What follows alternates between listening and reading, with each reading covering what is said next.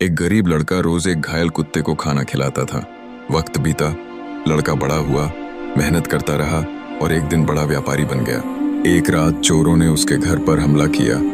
तभी वही कुत्ता, जो अब उसका वफादार साथी बन चुका था, भौंक भौंक कर सबको जगा दिया और चोर भाग गए। लड़के को एहसास हुआ, जिस पर तुम प्यार और मेहनत करते हो, वो वक्त आने पर तुम्हारी रक्षा करता है।